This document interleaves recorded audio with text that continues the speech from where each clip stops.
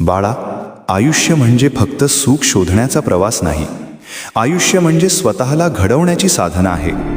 जेव्हा मार्ग कठीण वाटतो, जेव्हा लोक दूर जातात, जेव्हा अपयश समोर उभं राहतं, तेव्हा लक्षात ठेव, ही वेळ तुला थांबवायला आलेली नाही.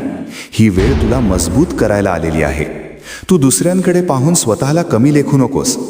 तू कोण आहेस हे परिस्थिती ठरवत नाही, तुझी श्रद्धा आणि तुझा संघर्ष ठरवतो. मी तुला संकटांपासून वाचवणार नाही, पण प्रत्येक संकटात तुझ्या पाठीशी उभा राहील. कारण संकट टळलं तर धैर्य वाढत नाही, आणि धैर्य वाढलं की नशीब बदलतं. आज प्रयत्न कर. आज स्वतःवर विश्वास ठेव. आज मनातली भीती डोळ्यात डोळे घालून पहा. कारण तू सामान्य नाहीस, तू माझा आहेस.